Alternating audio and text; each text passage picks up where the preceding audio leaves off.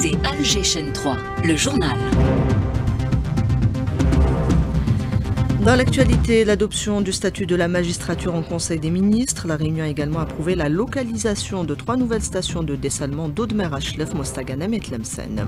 Le Premier ministre préside l'installation des membres du Conseil national économique, social et environnemental. Sifi Rayib souligne l'importance de l'instance dans l'accompagnement des politiques publiques. Le projet de loi de finances dévoilé, il prévoit 4 000 milliards de dinars d'investissement. De nouvelles dispositions sont prévues pour soutenir l'innovation et l'entrepreneuriat. Révision des listes électorales, elle débute ce lundi. Les citoyens concernés ont un mois pour vérifier ou mettre à jour leur inscription. L'opération peut s'effectuer en ligne. Renforcement de la coopération entre Alger et Madrid. Le ministre de l'Intérieur et son homologue espagnol examinent les questions de la sécurité et de la migration notamment. La France dans la tourmente, l'économie est grandement affectée. Il ne faudra pas compter sur l'Afrique pour renflouer les caisses au moment où le continent décrit le néocolonialisme, souligne le président du Conseil de la diaspora algérienne. Cessez le feu fragile à Gaza, les bombardements font des dizaines de martyrs. La mise en œuvre de l'accord fera l'objet de nouvelles discussions ce lundi. Bonjour à tous. Le statut de la magistrature adopté au Conseil des ministres, réuni hier sous la présidence du chef de l'État, qui s'y était d'ailleurs engagé lors de l'ouverture de l'année judiciaire. Dans le texte, des acquis sont enregistrés en ce qui concerne notamment le logement et la retraite. Autre dossier à l'ordre du jour, celui de la sécurité hydrique. La localisation de 3 stations de dessalement a été approuvée avec une capacité de production quotidienne de 300 mètres cubes jour chacune. Ces projets sont importants notamment pour les régions intérieures qui seront alimentées à partir de ces usines, souligne Moulit Hachlef, assistant du président directeur général d'ADC, filiale de Sonatrach, contacté par Sofia Boukercha.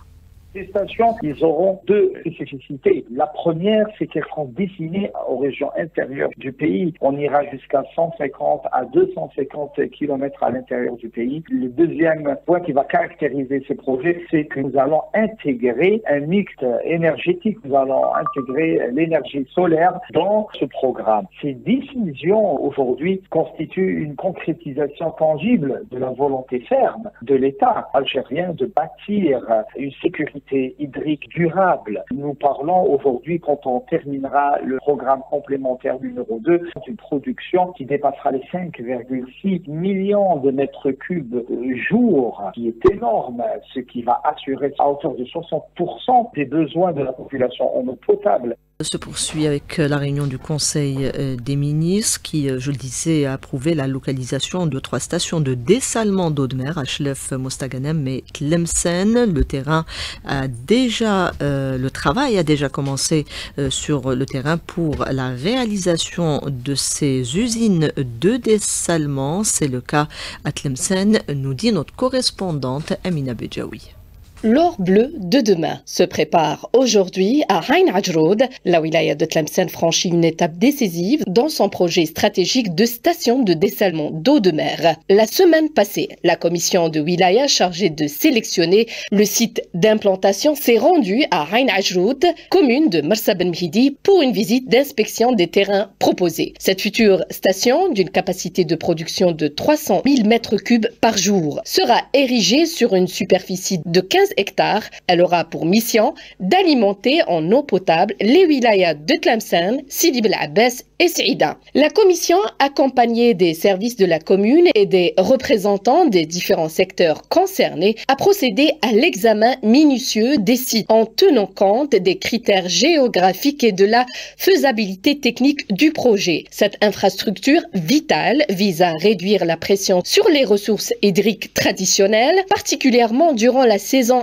estivale, et à garantir un approvisionnement durable en eau potable pour la région côtière. Il convient de rappeler que la wilaya de Tlemcen dispose déjà de 2 stations de dessalement opérationnelles, la station de Ronain d'une capacité de 200 000 mètres cubes par jour et celle de Soukhatlata. Cette nouvelle station de Ain Ajroud viendra donc renforcer considérablement le dispositif existant et consolider la sécurité hydrique de la région. De Tlemcen, Amina Bedjaoui pour Alger Chaîne 3.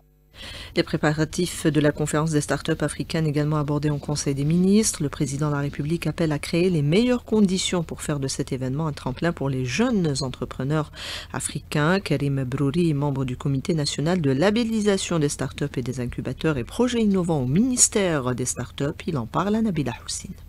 Le président de la République a demandé à ce que tous les efforts soient faits pour que ça soit un succès continental et porté bien évidemment par les efforts algériens et par le ministère et toutes les parties prenantes qui travaillent au développement du continent et de l'Algérie comme écosystème favorable à l'émergence de start-up technologiques innovantes portées par la jeunesse algérienne et continentale. J'espère que cette 4e édition va être au rendez-vous de toutes les attentes et que nous aurons un grand afflux de compétences nationales, internationales, y compris de notre diaspora et de toutes les compétences continentales, et que nous aurons le plaisir de découvrir des talents et de futures licornes qui seront le moteur des économies africaines et bien évidemment de l'économie de notre pays.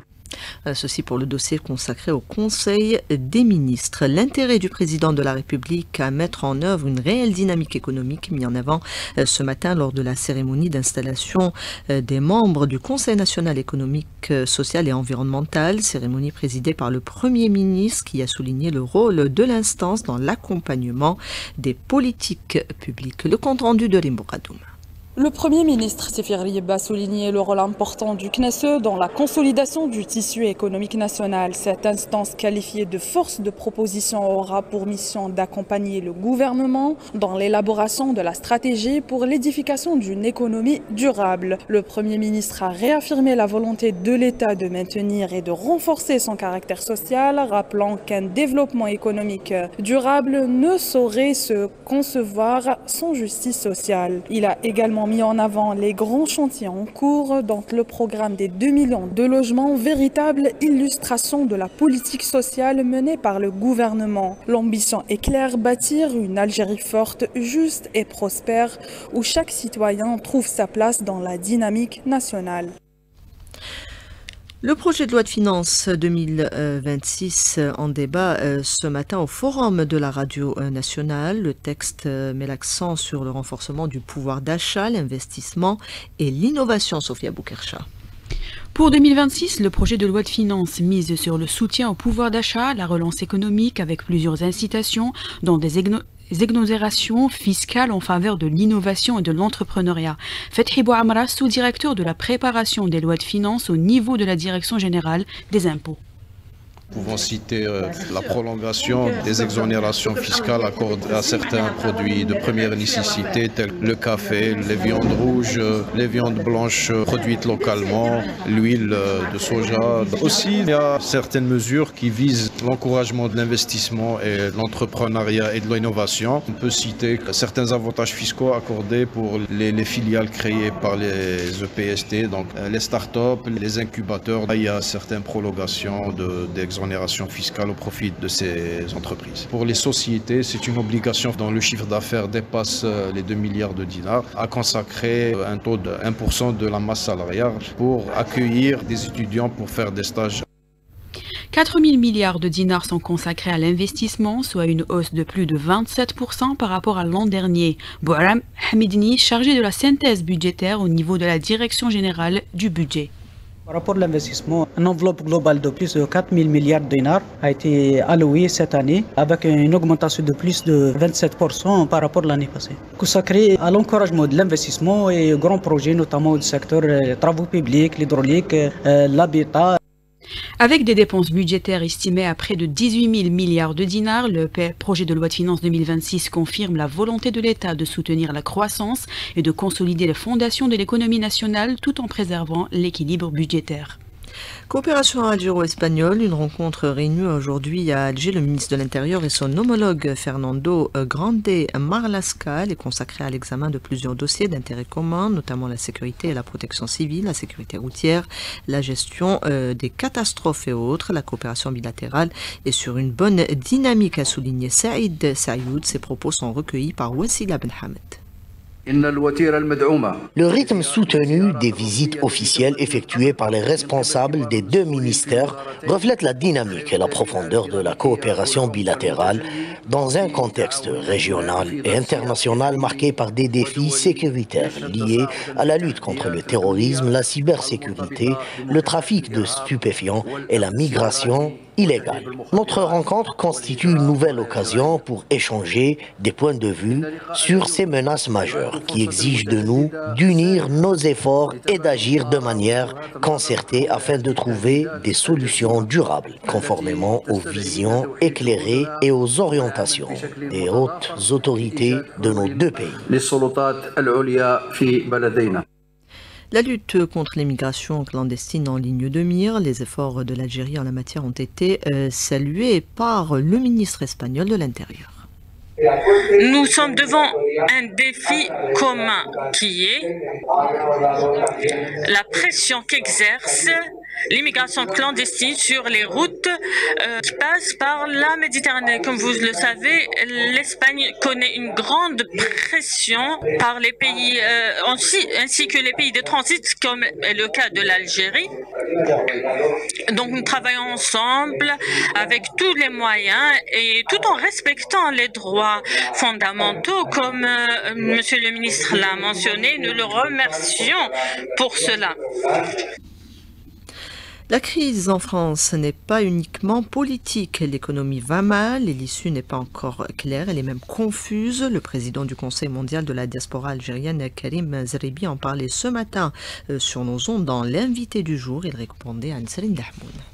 Une dette abyssale, donc 3 000 milliards d'euros, des services publics qui se dégradent, une économie en berne, des Français qui n'ont plus le moral, toutes les enquêtes d'opinion le disent, Emmanuel Macron qui est au plus bas dans les enquêtes d'opinion et de confiance, donc on a un président qui s'est tourné vers les 45 parlementaires LR, droite extrême, donc Barnier est tombé, Bayrou est tombé, le corps d'union est tombé, et il a fallu effectivement avoir une position plus raisonnable, plus apaisante, globalement. Et dans cette relation apaisante pour la société française, il y a la relation France-Algérie, elle est indéniable, elle est inéluctable, parce que d'abord on a une diaspora de 5 millions de personnes qui votent et puis surtout qui font l'économie française.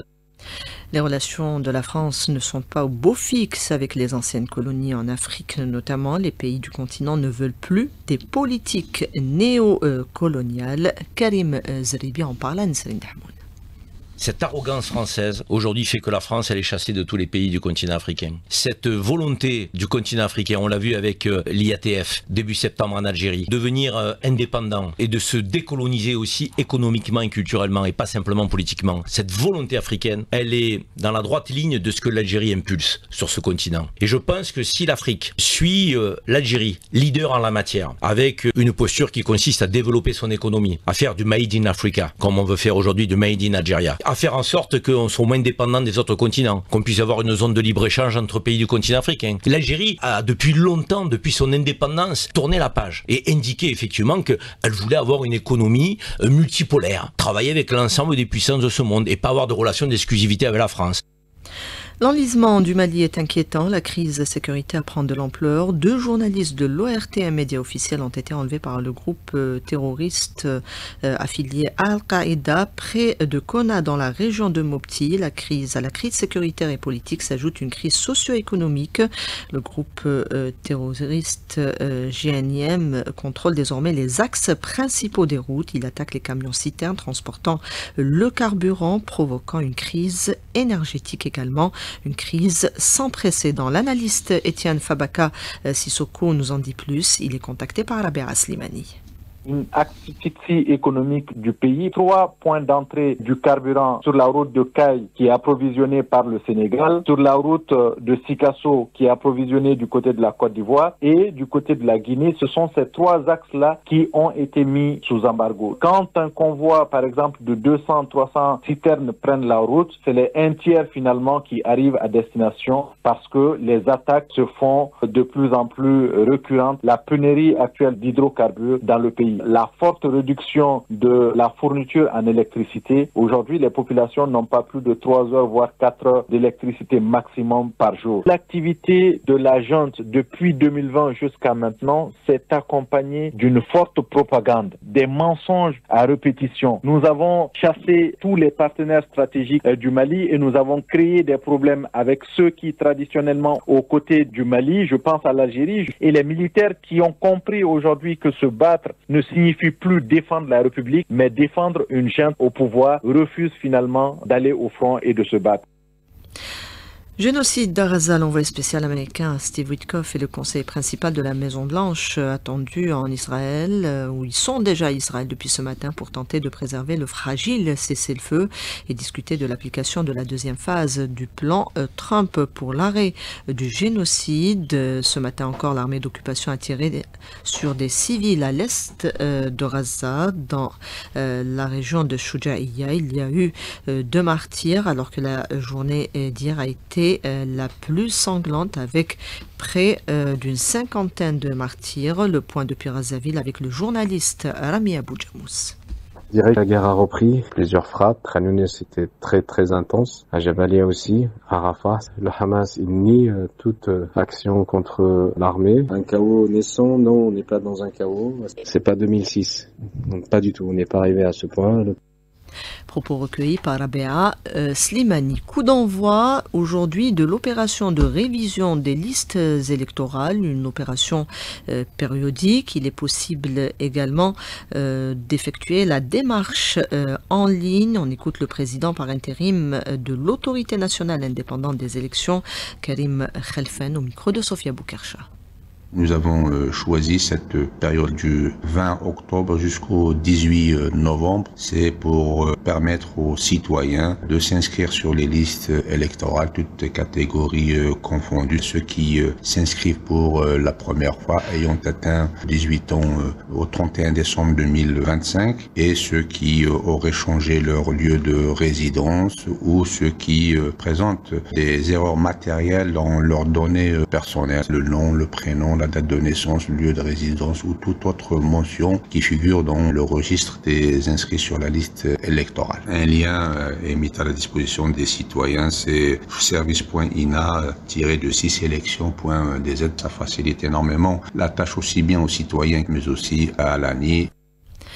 La protection des données à caractère personnel a été au centre d'une formation organisée ce matin au profit des journalistes par le ministère de la Communication en coordination avec l'Autorité nationale de protection des données à caractère personnel. À l'occasion, le ministre de la Communication a mis en avant les efforts déployés pour promouvoir une culture de transparence. Zohir Bouamama, des propos recueillis par Lina Addouche.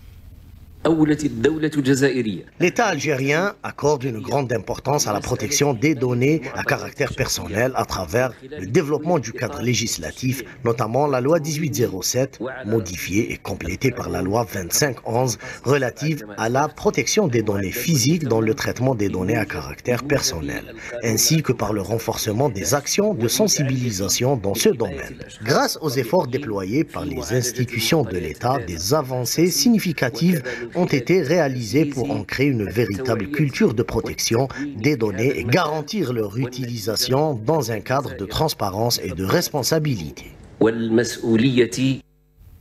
Campagne de vaccination contre la grippe saisonnière, elle débutera demain, notamment à Bouera, où 42 000 doses ont été mises à la disposition des structures de santé et les pharmacies d'officine également. Plus de détails avec notre correspondant Aris Chachoua.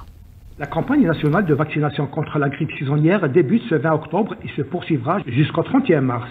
Pour la wilaya de Bouera, déjà 42 000 doses sont disponibles et réparties à travers les 45 communes, au niveau des différentes polycliniques publiques et aussi au niveau des officines pharmaceutiques privées conventionnées. Dr Boualem Henni, chef de service de prévention à la direction de la santé de Bouera. La campagne de vaccination contre la grippe saisonnière débutera cette année du 21 octobre et va durer jusqu'au 31 mars, et ce, à travers les 45 communes de la wilaya de Bouera. Elle sera assurée aussi bien au niveau des établissements de santé de proximité que dans les officines pharmaceutiques privées. Nous avons reçu 42 000 doses, un nombre suffisant pour toutes les personnes concernées par la vaccination. L'objectif de la vaccination est de prévenir les complications liées à la grippe, notamment chez les malades chroniques et les personnes âgées, les femmes enceintes et les personnels de la santé, souvent en première ligne face au virus. Se faire vacciner, c'est se protéger soi-même et protéger les autres. Bouira Aris Chachwa, Alger 3. Le Salon international du livre d'Alger ouvrira ses portes à la fin du mois en cours pour dévoiler les grandes lignes de cette 28e édition. Une conférence de presse a été organisée ce matin. On écoute le commissaire du salon au micro de Sidali Fares. Aujourd'hui se tiendra la conférence de presse à la Bibliothèque nationale. On va présenter donc le programme de la 28e édition du salon qui se tiendra du 29 octobre au 8 novembre, sachant que le premier jour sera réservé à l'inauguration officielle. Autrement dit, donc l'ouverture publique interviendra dès le lendemain, à savoir du 30 octobre au 8 novembre de 10h à 20h le soir. Donc c'est une édition particulière par le fait que donc elle enregistre une participation exceptionnelle et aussi une affluence record qui est attendue cette année qui va certainement dépasser celle de l'année précédente. La 28e édition donc va accueillir la Mauritanie comme invité d'honneur cette année, donc il sera présent donc avec nous de par donc ses écrivains, de par ses intellectuels, ses ouvrages, à travers aussi un programme d'animation culturelle riche et varié. Donc des propos recueillis par Sidali Fares lors de cette conférence de presse organisée à la Bibliothèque nationale. On passe au sport avec vous, Hamza Rahmouni. On va parler football avec essentiellement la participation de nos représentants aux compétitions africaines. On va commencer par la Coupe de la Confédération puisque nos deux représentants ont effectué hier leur entrée en lice. L'USM Alger s'est incliné à Abidjan face à l'Académie Amadou Diallo de Djekanou, 1-0. Le match retour est prévu samedi prochain au stade du 5 juillet à partir de 14h30. Le Shabab Agadi de Belouizdad en revanche est revenu à Alger avec le nul, 1 but partout. C'était face au Hafia Conakry. Le match retour est prévu vendredi au stade Nelson Mandela à partir de Bagari. Et en Ligue des Champions, c'est aussi le cas pour le Mouloudia d'Alger qui est revenu de Yaoundé avec le nul, 1 but partout face à la formation de Colombe Sportive du Sud. Le match retour est prévu dimanche prochain au stade Ali Lapointe de Douira à partir de 20h. Merci Hamza Selma Fegir Abdouassi était à la réalisation. Il y avait Sadiq à la console technique, Yassine Ostrimen et pas Ikram, non, Nesrine à la régie d'antenne. Tout de suite la météo avec Soraya.